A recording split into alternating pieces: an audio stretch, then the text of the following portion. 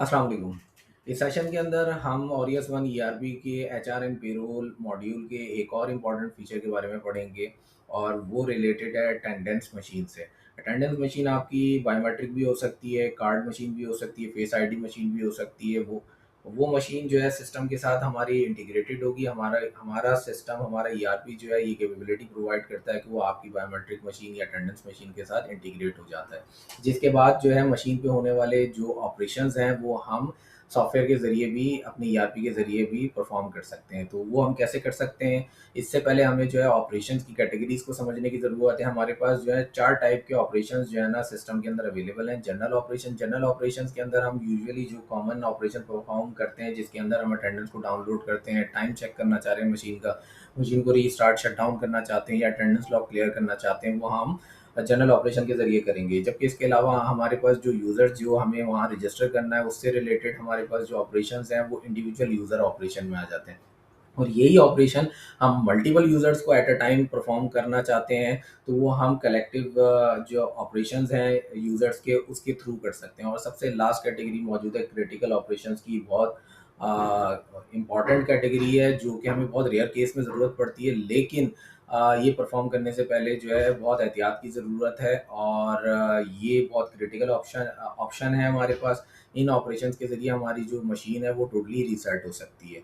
तो हम आ जाते हैं अपने एचआर एंड पेरोल के मॉड्यूल में, और ये ऑप्शन हमें मिलेगा अटेंडेंस के अंदर। मशीन का एक ऑप्शन मौजूद है, हम इसको क्लिक करेंगे तो हमें नेविगेट करके जिस फॉर्म पे ले जाएगा, वहाँ पर हमारे पास जितनी भी एनरोल्ड मशीन है वो डिस्प्ले हो रही होंगी। मशीन को एनरोल करने के लिए हमारे पास क्या क्या रिक्वायरमेंट है? मशीन का आप नाम सेट करेंगे, मशीन का नंबर देंगे, स्टैटिक आईपी उसकी प्रोवाइड करेंगे और पोर्ट नंबर प्रोवाइड करेंगे। जबकि इसके अलावा जो है मशीन को जब हम एनरोल कर रहे होंगे तो एक और हमें जो है ऑप्शन सिस्टम की तरफ से, हमारी ईआरपी की तरफ से हमें मिलता है। ये एक और फीचर है कि हम चाहें तो स्केजुअलिंग कर सकते हैं अटेंडेंस डाउनलोड की। तो हमारे पास पर डे के हिसाब से 2 स्केजुअल हमें सिस्टम प्रोवाइड करता है, जिसके अंदर वो फर्स्ट स्केजुअल के अंदर जो है अटेंडेंस डाउनलोड करने के लिए जो अटेम्प्ट करेगा वो हमने टाइम सेट किया हुआ है 10:30 का, जो आप चेंज कर सकते हैं।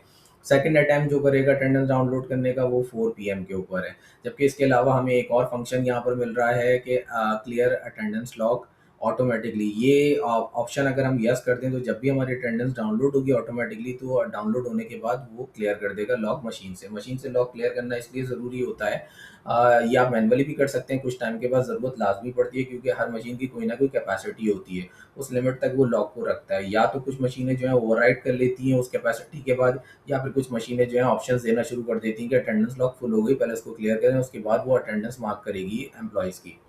तो बेहतर ये होता है कि आप मशीन को फ्री रखें। अगर अटेंडेंस लॉग ज़्यादा बढ़ जाए मशीन के अंदर तो फिर मशीन का जो रिस्पॉन्स टाइम है वो बढ़ जाता है। तो वो स्कैनिंग में भी टाइम लगाती है। तो बेहतर ये होता है कि अटेंडेंस डाउनलोड हो जाए, क्योंकि अब हमारे लिए इम्पोर्टेंट क्या है, अटेंडेंस हमें मिल जाए हमारे सिस्टम के अंदर। देन उसके बाद मशीन के अंदर उस अटेंडेंस का उसकी ज़रूरत हमें नहीं है। सो ये ऑप्शन भी आपके पास अवेलेबल है। इसके बाद आ जाते हैं, जैसे ही अब आप मशीन को एनरोल कर देंगे, जो कि आप वन टाइम करेंगे, उसके बाद हर मशीन के लास्ट में आपको ऑपरेशन का एक ऑप्शन मिलेगा। इस पे आप क्लिक करेंगे तो ये नेविगेट करके आपको एक पेज पे ले जाएगा, जहाँ पर जो ऑपरेशंस अवेलेबल हैं उस मशीन से रिलेटेड वो आपको यहाँ नज़र आएंगे। सबसे टॉप के ऊपर ग्रुप के अंदर जनरल ऑपरेशंस आपको नज़र आ रहे हैं। इसके अंदर सबसे पहला ऑपरेशन डाउनलोड लॉग का है, यूजुअली जिसकी आपको ज़रूरत पड़ती रहेगी। आप चाहें तो मैनुअली यहाँ से अटेंडेंस को डाउनलोड कर सकते हैं। नेक्स्ट आपके पास टाइम, मशीन पे क्या इस वक्त चल रहा है, आप सिंक कर सकते हैं, टाइम को रीस्टार्ट कर सकते हैं, मशीन को शट डाउन कर सकते हैं। और ये एक क्रिटिकल ऑपरेशन है जर्नल ऑपरेशंस में, क्लियर लॉग। तो जैसे ही आप इस ऑपरेशन को परफॉर्म करेंगे तो जितनी भी अटेंडेंस लॉग है वो क्लियर हो जाएगी। लेकिन मेक श्योर कर लें कि ये क्लियर लॉग होने से पहले आपकी अटेंडेंस डाउनलोड हो चुकी है। और ये मेक श्योर आप कैसे कर सकते हैं? आप आ जाएँ फर्स्ट पेज के ऊपर जहाँ पर मशीन एनरोल हुई थी, यहाँ पर जो है डेटा ऑटोमेटिकली अपडेट होता रहता है कि लास्ट मशीन से डेटा किस वक्त डाउनलोड हुआ था, किस डेट में, किस टाइम में। और नेक्स्ट आपके पास जो है वो मशीन का जो डेटा है लास्ट कब क्लियर हुआ था, और जिस वक्त क्लियर हुआ था तो उस वक्त मशीन में कितने लॉग्स मौजूद थे। तो ये इन्फॉर्मेशन जो है ऑटोमेटिकली अपडेट होती रहती है अटेंडेंस डाउनलोड के वक्त और क्लियर के वक्त। नेक्स्ट आ जाते हैं हम इंडिविजुअल ऑपरेशन के ऊपर। इंडिविजुअल ऑपरेशन में आपको सबसे पहले तो एम्प्लॉय यहाँ पर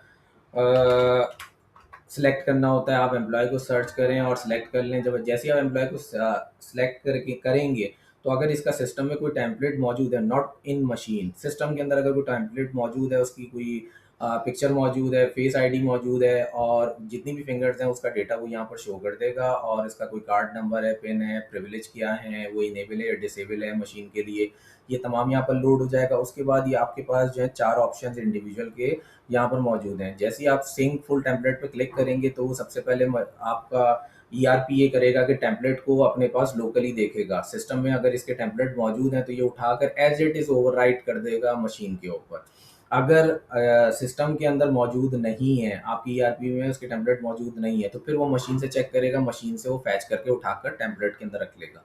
इसी तरीके से अगर आप डेडिकेटेडली सिर्फ फेस टेम्पलेट पे सिंक कराना चाहते हैं, कार्ड पे कराना चाहते हैं, तो 2 ऑप्शन आपके पास मौजूद हैं। और इसी इंडिविजुअल के अंदर एक क्रिटिकल ऑपरेशन मौजूद है, रिमूव यूज़र टेम्पलेट।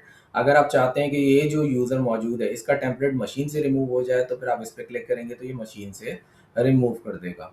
अच्छा, जब इसके अलावा जो है हम आ जाते हैं कलेक्टिव के ऊपर। यही ऑपरेशंस हम कलेक्टिवली भी परफॉर्म कर सकते हैं।